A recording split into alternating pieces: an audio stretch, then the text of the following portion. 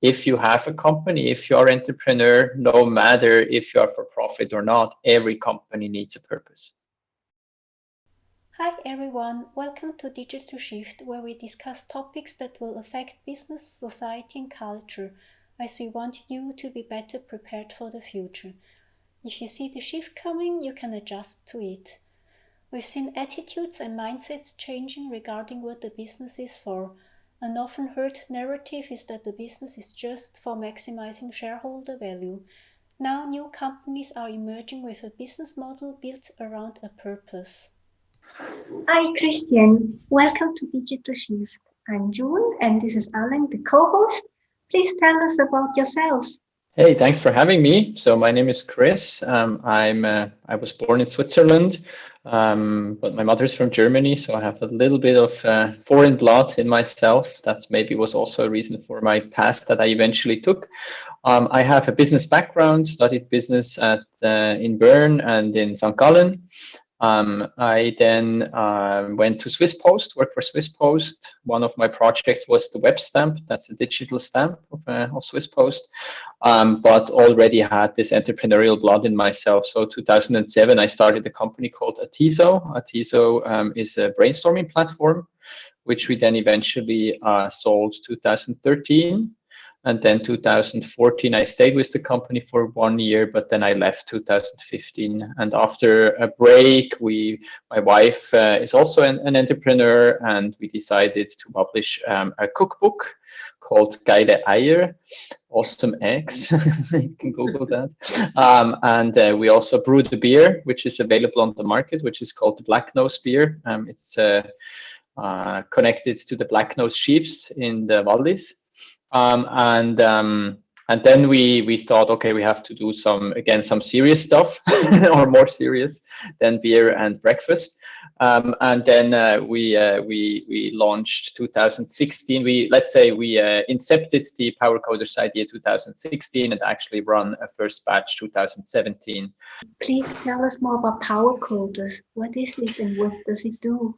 Sure. So Powercoders is initially, we thought of a coding academy for refugees, but we quickly learned that education is actually not the main problem. So the main problem for someone arriving in a new country, often traumatized, often facing a strong bias in recruiting, is job integration. So it's not so much that they have to learn coding. It's way more that they have to get an internship, like we always, or like 99% of the cases, we start with an internship, 6 to 12 months, with the eventual goal that they are hired. And I think that's like, so if I now explain, or if I now pitch Powercoders, I would say it's way more a job integration program than it actually is a school. And our school lasts for 13 weeks, so it's quite a classical boot camp, very much focused on the needs of someone migrating or with a migration background. But what we definitely can say is that these 13 weeks are mainly preparing the students to then be successful in their internship. And the pièce de résistance in French is then the internship, which lasts 6 to 12 months. Then is my assumption correct that actually Powercoders is a business with a purpose? Yeah, I think every business is a business with a purpose. The people sometimes forget that they should think about their purpose. So I would not, like, maybe what we could say is Powercoders is a nonprofit. So not the primary goal at Powercoders is to make profit. And like when I look back at Atiso also had a purpose. It was fostering the outside innovation of a company, which is a quite inspiring purpose, I think, especially when you believe that people inside the company not always have the best ideas. But the main goal was to drive purpose, and that makes you that affects a lot of things within the company, I would say, if you are profit or non-profit.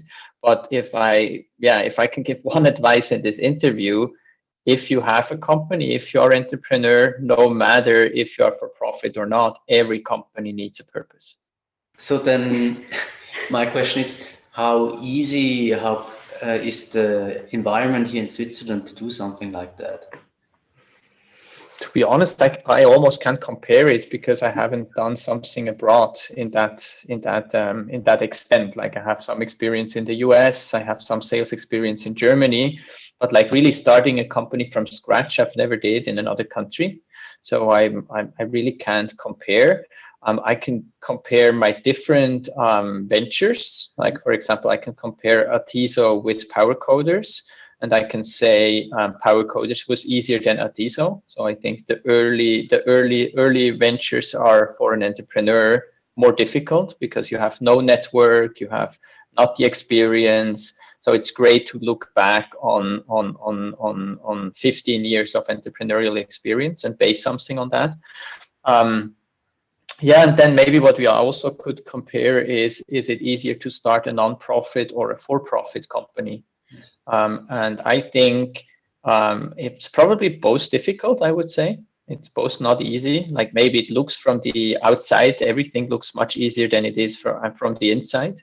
So a lot of our struggle we are not broadcasting to external, of course, because you don't want that people think you are struggling too much. Like a little bit of struggle is okay, but too much struggle, then people don't trust in you. They're not sure if they should like offer internships, for example. So and a lot of struggles are also like in the day-to-day work, and they are solved after 1 month or 2 months. So it's not obvious struggle. It's like I would say struggle in homeopathic doses, which is, I would say, okay, and not like the big struggle. But if what for me was kind of eye-opening was that always when there was a difference between profit and non-profit ventures, then I was not able to base on my prior experience that much.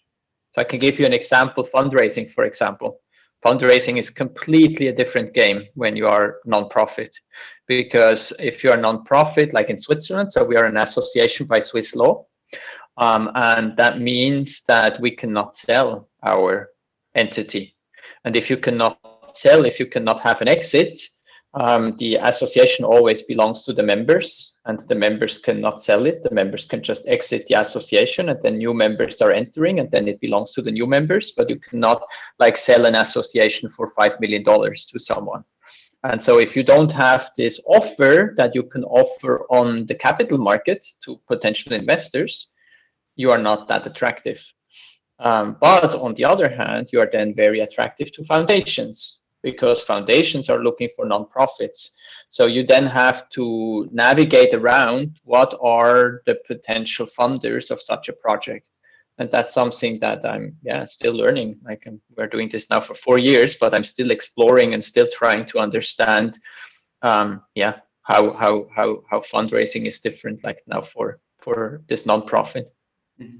Yeah, some time ago we were involved in a project ourselves, and we made it for profit and not non-profit. It was something for the city, and we talked about fundraising, and then the people said to us, forget about it, because you're such an unusual business model that the association will not give you money. The foundations will not give you money. Mm-hmm.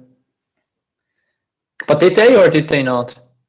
Well, we didn't really try, to be honest, but we had like somebody who was advising us, and he said, forget about it.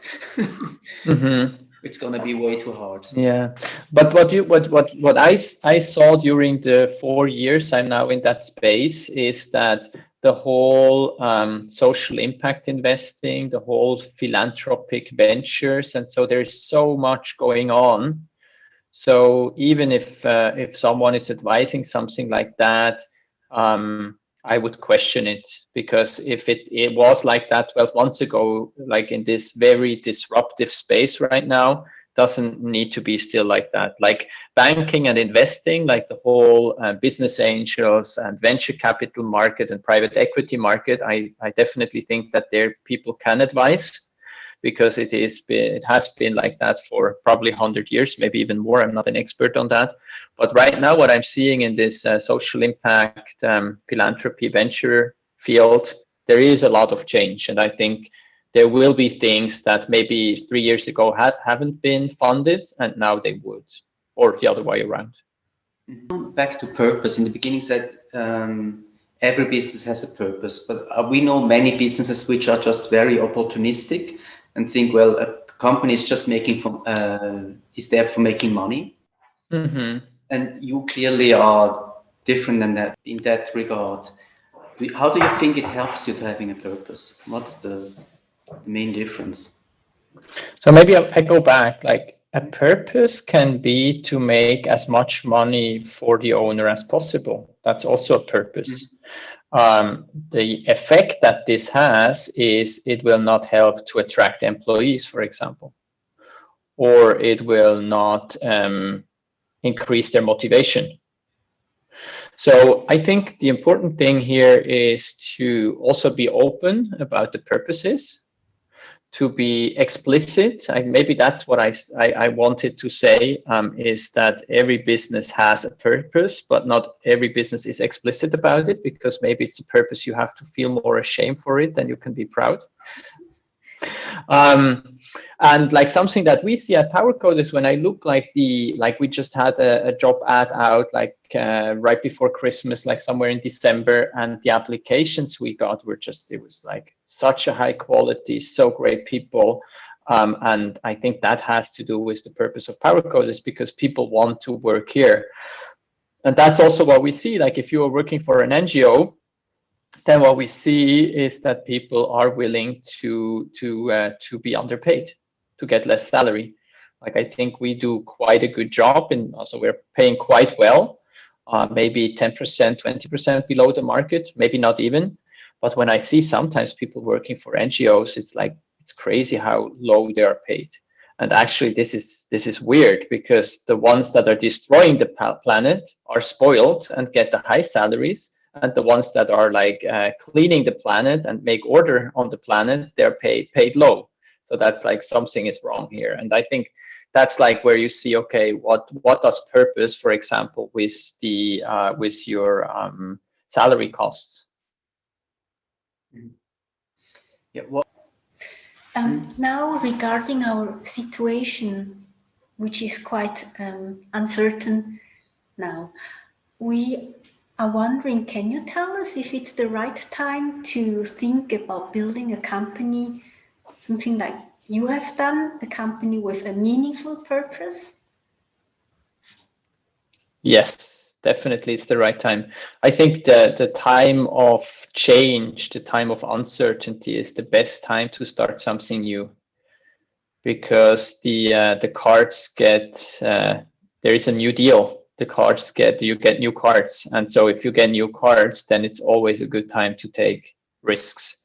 Like you saw that after the Second World War in Europe a lot, like how companies were able to strive after the Second World War. That was crazy, because there was so much to rebuild, to change. There were so many more opportunities after the Second World War that it just made it very attractive. And like comparing Corona to Second World War is maybe a little bit of far stretch, but what we definitely see is that there is so much change right now, and change is good if you are an entrepreneur, because these are all opportunities. Like when you look, I heard Coronateure, a new German word, Coronateure. These are companies that profited of Corona. So it's like a mix of Corona and Profiteur. And so the Coronateure, these are the ones that are winning right now, and they would never, like Zoom, for example, or in Switzerland, Brack or Digitec or Galaxus or Farmi, for example. These are companies that never thought that it is the right time. And of course, like they were already there. Like I think ideally before the crisis hits, you're already there. You are able to build something that is like in position, well positioned to then actually seize the opportunity. If you are starting something now, it's worse to start, but you are slightly in a less in not such a good position as if you would have been starting 2 years ago, and would be like a great tool to do online conferences, for example. What would you advise people then who are like all of us in the crisis? How should they see these changes, or how do they see the opportunity in these changes? Yeah, I think the most important thing is assess your own risk profile. So there are people that they are just not made for taking too much risk. And that's okay. Like that's a personality feature. Like it's not bad or good. And then there are people that can take more risk. And I think it's really important that everyone knows how much risk they want to take. And ideally, if you have like you are running a business together, my wife and I are running a business together. I think if you have partners, and I highly recommend to have partners in such a complex world, and riding a roller coaster is so much more fun if you're at least two instead of alone. Make sure that the others have a similar risk profile. And then you can do whatever. I feel like it's like enjoy the ride. That's the biggest advice. Like don't think too much about goals, about success, what others expect. Like just take it as a huge learning opportunity. Like if you now have the decision to make, I want to do EMBA or I want to start the own project, go for the own project. It's cheaper. Maybe you even get positive. Like with the EMBA, you already know you have to spend like, I don't know, 30, 40, 80,000 Swiss francs. You already know that. With the startup, if you're doing it for profit, and there are a lot of meaningful purpose startups for profit. So don't think that it has to be a nonprofit from the bat. But if you're starting a company, in the end, you could even be paid for doing your EMBA. You don't have then the nice CV, like you cannot write in your CV, I did the EMBA at Stanford or Berkeley or whatever, or London Business School, or EMD, for example, IMD. But I think from the value you get out of it, you learn much more than in an EMBA. And I think that's a little bit like, don't think too much about the destiny, just think way more about the path you will take and enjoy the ride and learn as much as you can. What Alain Chiard said to me, that's the guy of Wildfire, the founder of Wildfire. He sold his company for, I don't know, a lot, 300, 400 million US dollar to Google. And I didn't sell my company. Like my exit was more that we just said, yeah, we want to hand it over. We don't want to be innovation consultants anymore. It's okay. We handed the consulting part to our employees, and the technology part we more or less were gifting to a German company. It was like not the financial exit we did. And when we compared it, then I said, Alain, what did you do different? And Alain said, there probably are many things, but the main thing is I was surfing in a bay where we had awesome waves.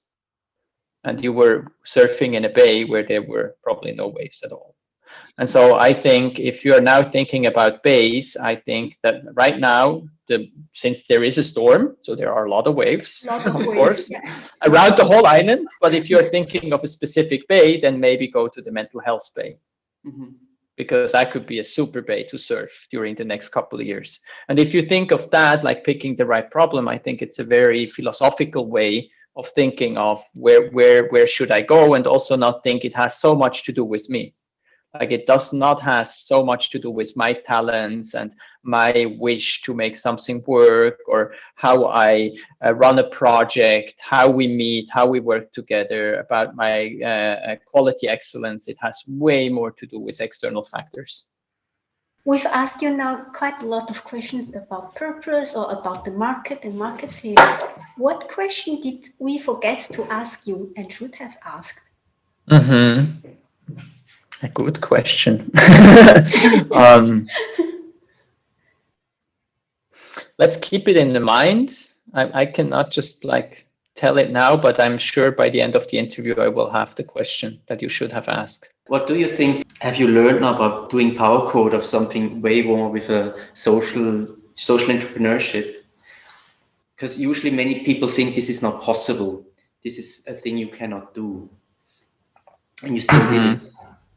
So it also means if people think it's not possible, they have somehow a wrong vision of reality. Yeah. So I think you have to love the problem. I think that's the most important thing. And it doesn't matter what the solution is. And people who would say this is not possible, they would say our solution is not possible. But if the problem is obvious, like, so let's again take, like, I like to refer to my own projects because it's so much easier for me. So with Atiso, the problem we try to solve is that we believe that companies don't have good ideas or the best ideas, that they should come from outside.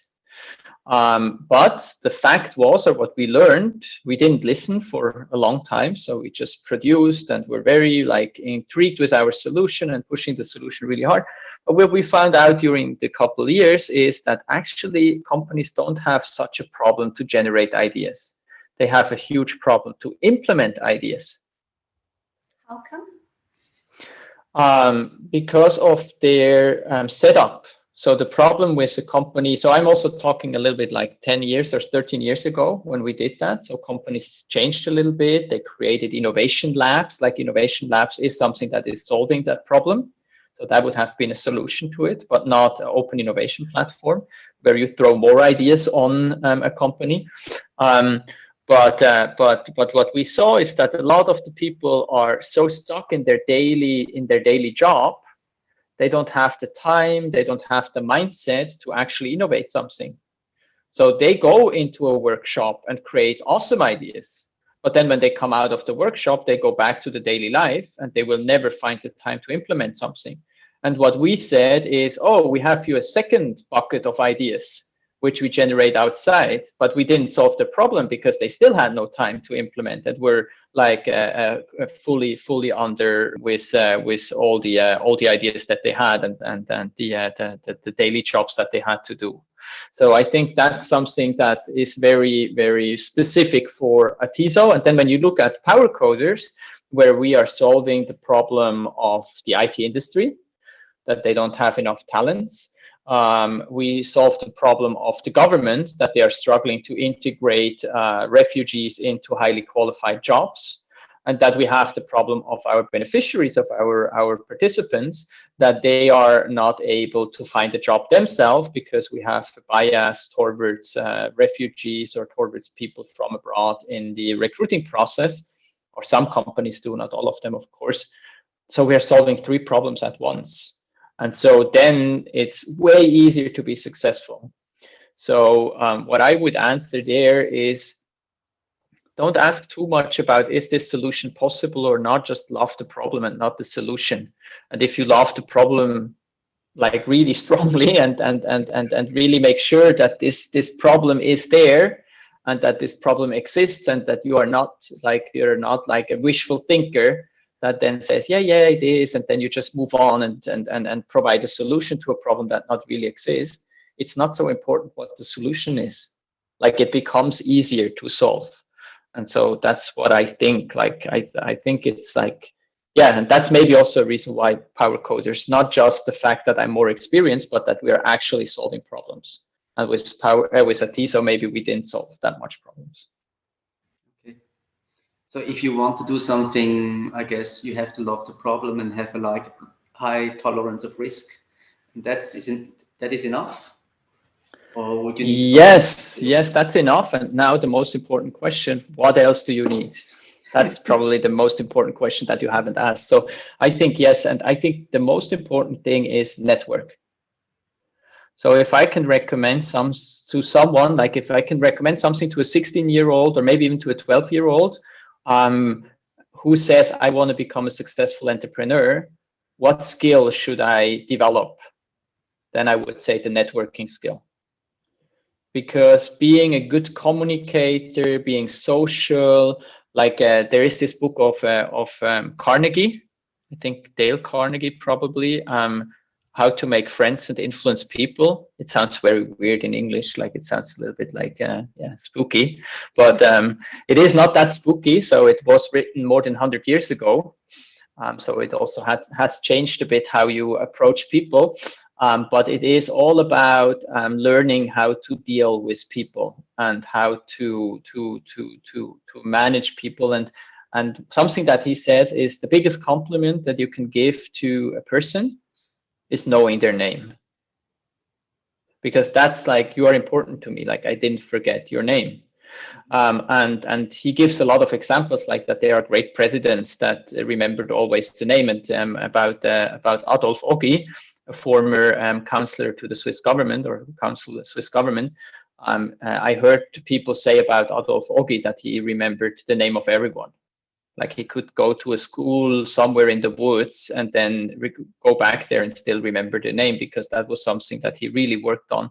And so I think if you can become a good networker, and then he also says, like, it has to be authentic. Like, you cannot like, if you appreciate someone in a not authentic way, then rather don't appreciate. But that was very cool. Yeah, that was all the questions that I had, especially the last one that you've answered for us, the networking part. That's very valuable. Thank you for watching this interview. If you liked it, hit the like and subscribe button. This will help spread the word. You can find more interviews and events on our website. If you're looking for experts in product development, design, digital marketing or programming, let us know so we can connect you to our community. You can find more info on our website.